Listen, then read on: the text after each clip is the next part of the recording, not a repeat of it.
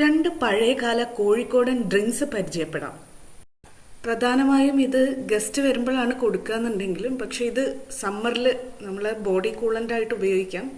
വയറിന് വളരെ നല്ലതാണ്. വേറൊരു പ്രത്യേകത എന്ന് വെച്ചാൽ ഇതിൽ രണ്ടിലും ലെമൺ യൂസ് ചെയ്തിട്ടില്ല എന്നുള്ളതാണ്. നമസ്തേ, ഞാൻ ധന്യ, ഇത് വെച്ച് കേരള. എല്ലാ പുതിയ സബ്സ്ക്രൈബേഴ്സിനും വെൽക്കം.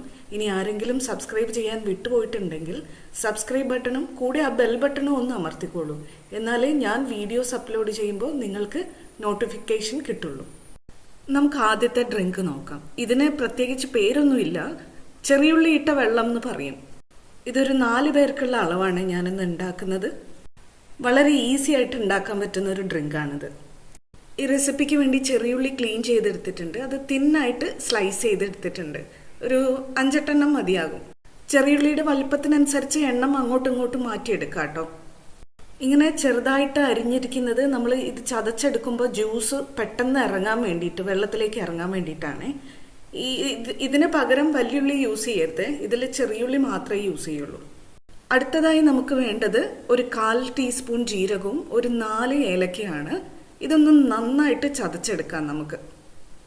നമ്മൾ മിക്സിയിലിട്ട് അടിക്കുന്നൊന്നുമില്ലല്ലോ, വെള്ളത്തിൽ മിക്സ് ചെയ്യുന്നേ ഉള്ളൂ. അതുകൊണ്ട് ജ്യൂസ് പെട്ടെന്ന് ഇറങ്ങാൻ വേണ്ടി നന്നായിട്ട് തന്നെ ചതച്ചെടുക്കണം. ഇതുപോലെ ഏലക്കയും ജീരകവും നന്നായിട്ട് ചതച്ച് കഴിഞ്ഞാൽ അതിൻ്റെ കൂടെ തന്നെ നമ്മൾ നേരത്തെ അരിഞ്ഞു വെച്ച ചെറിയുള്ളി ചേർത്ത് ഒന്ന് നന്നായിട്ട് ചതയ്ക്കുക. ചതച്ചിട്ട് അങ്ങനെ ചെറിയ പരുവാക്കൊന്നും വേണ്ട, ഒരു 8-10 പ്രാവശ്യം ഒന്ന് ഇടിച്ചാൽ മതി. എന്നിട്ട് ഇതുപോലെ ആയി കിട്ടണം, അത്രയേ വേണ്ടുള്ളൂ. എല്ലാം ഒന്നും മിക്സ് ആവണം, ഇതുപോലെ ആയി കിട്ടണം. ഇപ്പോൾ ഇവിടെ ഞാൻ 1 ലിറ്റർ വെള്ളം ഒരു പാത്രത്തിൽ എടുത്തിട്ടുണ്ട്. 4 പേർക്കുള്ള അളവാണ്. അതിലേക്ക് നമ്മൾ ഈ ചതച്ച് വെച്ചത് മുഴുവനായിട്ടും ചേർത്ത് കൊടുക്കാം.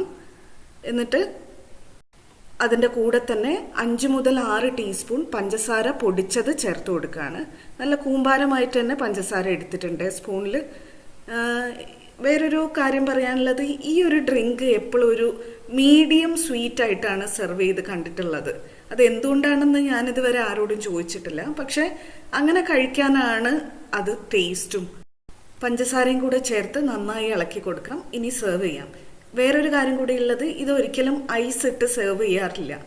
ഐസ് ചേർത്ത് കഴിഞ്ഞാൽ ഉള്ളിയുടെ നീരിൻ്റെ ഗുണം കിട്ടില്ല എന്നുകൊണ്ടാണോ എന്നുള്ളത് എനിക്കറിയില്ല. പക്ഷെ ഒരിക്കലും ഐസ് ഇട്ട് സെർവ് ചെയ്യുന്നത് കണ്ടിട്ടില്ല. പക്ഷെ നിങ്ങൾക്ക് വേണമെന്നുണ്ടെങ്കിൽ ഐസ് ഇടുന്നത് കൊണ്ട് ഒരു കുഴപ്പമില്ല കേട്ടോ. അങ്ങനെ നമ്മുടെ ചെറിയുള്ളി ഇട്ട വെള്ളം ഇവിടെ റെഡിയാണ്. എല്ലാവരും ഉണ്ടാക്കി നോക്കണേ. ഇനി നമുക്ക് അടുത്ത ഡ്രിങ്കിലേക്ക് പോകാം. അടുത്തത് തേങ്ങാപ്പാൽ ജ്യൂസ്. ഇത് ചെറിയുള്ളി ഇട്ട വെള്ളം പോലെ അത്ര പഴയതല്ല, എന്നാലും നമ്മുടെ മിൽക്ക് ഷേക്കൊക്കെ വരുന്നതിന് മുന്നേ ഉള്ള ഒരു റെസിപ്പിയാണ്. ഈ ഒരു റെസിപ്പിക്ക് വേണ്ടി നമുക്ക് വേണ്ടത് 1/2 കപ്പ് ചിരകിയ തേങ്ങയാണ്. ഇതൊരു 3 മുതൽ 4 പേർക്ക് വരെ സെർവ് ചെയ്യാനുള്ള ക്വാണ്ടിറ്റിയിൽ നമുക്ക് ഉണ്ടാക്കാം. 3 മുതൽ 4 പേർക്ക് എന്ന് എന്തുകൊണ്ടാണ് ഞാൻ പറഞ്ഞത് എന്ന് പിന്നീട് പറഞ്ഞുതരാം കേട്ടോ. ഇതിപ്പോൾ ചെറിയ തേങ്ങ ഞാനൊരു ബൗളിലേക്ക് ചേർത്ത് കൊടുത്തിട്ടുണ്ട്.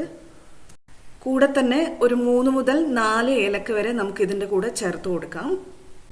നല്ല പഴുത്ത നേന്ത്രപ്പഴം ഒരു 4-5 കഷ്ണം ചേർത്ത് കൊടുക്കാം ഇതിൻ്റെ കൂടെ. ഇത്രയും കുറഞ്ഞ അളവിൽ നേന്ത്രപ്പഴം ചേർക്കുന്നത് കൊണ്ട് തേങ്ങാപ്പാലിനൊരു ചെറിയ ഫ്ലേവറും ഒരു ചെറിയ തിക്നെസ്സും കൊടുക്കും. കൂടുതൽ ആഡ് ചെയ്തിട്ട് ഇതൊരു മിൽക്ക് ഷേക്ക് പോലെ ആക്കരുത് കേട്ടോ. ഒരു 4-5 കഷ്ണം അത്ര മാത്രം മതി. ഇതെല്ലാം കൂടെ നമുക്കൊരു മിക്സർ ജാറിലേക്ക് ഇട്ട് കൊടുക്കാം. കൂടെ തന്നെ ഒരു 1/2 കപ്പ് വെള്ളം മാത്രം ചേർത്ത് കൊടുക്കാം. ഗ്രൈൻഡ് ചെയ്തെടുത്തു. പക്ഷെ ഇതിപ്പോൾ ഒരു തിക്ക് കൺസിസ്റ്റൻസിയിലാണ് ഉള്ളത്. ഒരു 1/2 കപ്പ് വെള്ളം കൂടി ചേർത്ത് ഒന്നുകൂടെ ഗ്രൈൻഡ് ചെയ്യാം. നമ്മളിത് സ്ട്രെയിൻ ചെയ്തെടുക്കുമ്പോൾ ഈസി ആയിട്ട് കിട്ടാൻ വേണ്ടിയിട്ടാണ്. ഇതായപ്പം ഗ്രൈൻഡിങ് കഴിഞ്ഞു. ഇപ്പോൾ ഇതിനകത്ത് 1 കപ്പ് ജ്യൂസായിരിക്കും ഉണ്ടായിട്ടുള്ളത്. ഇത് ഞാൻ സ്ട്രെയിനറിലേക്ക് ഒഴിച്ചു കൊടുക്കുകയാണ്. എന്നിട്ട് ആ മിക്സിയിലേക്ക് ഒരു 1/2 കപ്പ് വെള്ളം കൂടെ ഒഴിച്ച് അതും കൂടി നന്നായിട്ട് വാഷ് ചെയ്തിട്ട് സ്ട്രെയിനറിലേക്ക് വീണ്ടും ഒഴിച്ചു കൊടുക്കുകയാണ്. ഇപ്പം total 1 cup plus 1/2 cup 1.5 cup വെള്ളം ഇതിനകത്ത് നമ്മൾ ചേർത്തിട്ടുണ്ട്. ഇനി ഇതിലേക്ക് 6 ടീസ്പൂൺ പഞ്ചസാര ചേർത്ത് കൊടുക്കാം. നല്ല ഹീറ്റായിട്ട് തന്നെ കൂമ്പാരം പോലെ തന്നെയാണ് പഞ്ചസാര എടുത്തിട്ടുള്ളത്. ഈ ഒരു ജ്യൂസ് നല്ല ഷുഗർ ലെവലിൽ തന്നെയാണ് സെർവ് ചെയ്യുന്നത്. ചെറിയുള്ളി ഇട്ട വെള്ളം പോലെയല്ല. പഞ്ചസാര ചേർത്ത് അത് ഡിസോൾവ് ആവുന്നവരെ ഒന്ന് ഇളക്കി കൊടുക്കാം. ഇനി ഇതിലേക്ക് 1 കപ്പ് വെള്ളം കൂടെ, അതായത് 250 ml വെള്ളം കൂടെ ചേർത്ത് കൊടുക്കുകയാണ്. അപ്പോൾ ടോട്ടൽ 650 ml വെള്ളമായി. ഇതിൽ 3 പേർക്ക് കഴിക്കാനുള്ളത് ഉണ്ടാവും.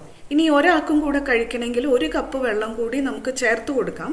പക്ഷേ എനിക്കത് ടേസ്റ്റ് കുറഞ്ഞ മാതിരി തോന്നിയിട്ടുണ്ട്. അപ്പോൾ നിങ്ങളുടെ ഇഷ്ടം പോലെ 4 പേർക്കാക്കാവുന്ന അളവിലേക്ക് ആക്കാം. ഇനി ഇതിൽ ഐസ് ഇടാമോ? Strictly no. എന്തുകൊണ്ടാണെന്ന് വെച്ചാൽ കോക്കനട്ട് മിൽക്കിലുള്ള ഹാർഡ് പാർട്സ് സെറ്റായി പോവും വളരെ പെട്ടെന്ന്.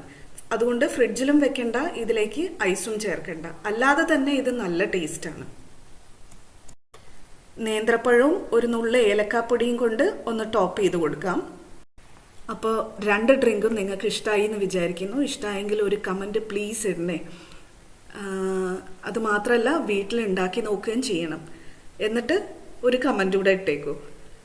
അപ്പോൾ thank you for watching. Dhanya from veg Kerala.